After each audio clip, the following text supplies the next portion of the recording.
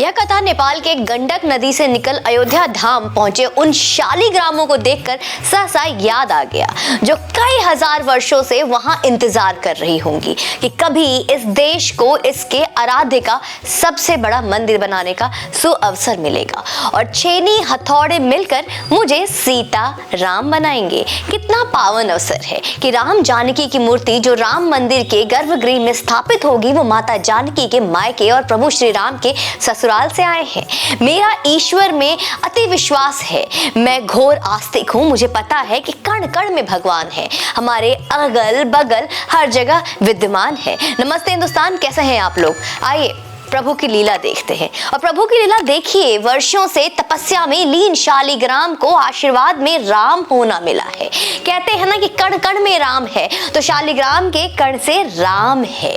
जब नेपाल से शालिग्राम ने राम होने की यात्रा शुरू की तो राम भक्तों का जमावड़ा सड़क किनारे लगने लगा और दिखने लगी कि किस भाग्यवान के हिस्से में राम होना लिखा है। और लंबी प्रतीक्षा के बाद शालिग्राम पत्थर से राम होना है। उसके उस स्वरूप को आंख भर देख लेना चाहते हैं। बूढ़े बुजुर्ग अपने पीढ़ियों को बतला रहे होंगे। आंखें इन पलों को देखने के लिए व्याकुल थी। ना जाने कितनी आंखें इस घड़ी की प्रतीक्षा में सो गई। उन्हें राम को जाते देखना ना लिखा था। देखो देखो, राम जा रहे हैं और अयोध्या जी की गोद में बैठ जाएंगे।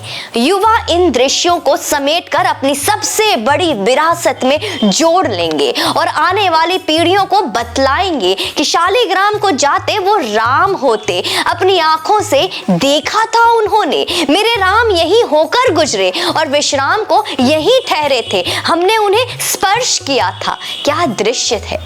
तुम जिन्हें देख रहे हो वो राम है। हमने उन्हें राम होते देखा था। इन आंखों ने जीवन का सबसे सुखद पल संभाल कर रखा हुआ है ताकि तुम्हें अपनी विरासत सौंप सके। राम को देखने लगे घरों से निकल आए। किसी ने आवाज तक न लगाई, न किसी से निमंत्रण दिया। बस अपने प्रभु के जाने की आहट से पहचान गए कि उनके प्रभु अयोध्या जी के लिए निकल रहे हैं और कभी भी उनके द्वार से होकर गुजर सकते हैं। उनके स्वागत में हजारों की संख्या में श्रद्धालुओं का हुजूम उमड़ पड़ा।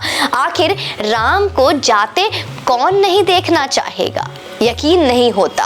उन शिलाओं ने ना जाने कितनी तपस्या की होगी कि स्वयं प्रभु श्री राम मिले। उनका कद भी अयोध्या जी के मुकाबले रहा होगा, क्योंकि दोनों में राम बसे हैं। सारे जग में राम है, कण कण में राम है। उन आंखों को देखना चाहिए जो पूछती थी राम कब आएंगे। देखिए, राम जा रहे हैं। राम भक्त उनका दर्शन लाभ ले रहे हैं। भगवान राम का मंदिर वास्तव में इतना विराट सपना था कि जो पूरा हो रहा है। भगवान सब मैनेज करके रखे थे, अब उनका घर बन रहा है। अब आपको यह जानकर हमारे विदेश नीति पर गर्व होगा कि एक फैसले ने हमारे परम दुश्मन चीन को कैसे चारों खाने चित कर दिया। चीन सदैव भारत और नेपाल के रिश्तों में खलल डालने की कोशिश में लगा रहता है। यह आप सभी से छिपा नहीं। वो नेपाल को अपने करीब लाकर भारत को साइडलाइन करने की मंशा पर लगातार काम करता है, लेकिन रामशिला यात्रा ने अपने मंसूबों पर सब पर पानी फेर दिया है।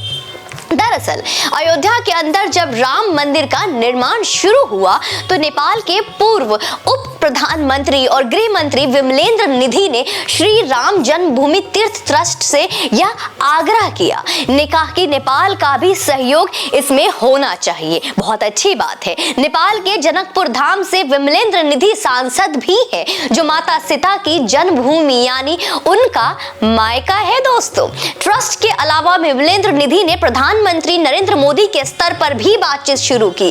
जल्द ही तीर्थ ट्रस्ट ने इस पर हरी झंडी दिखा दी और इसके बाद नेपाल का यह प्रस्ताव मान लिया गया कि राम मंदिर की प्रतिमाओं का निर्माण काली गंडक नदी की शालिग्राम शिला से ही होगा।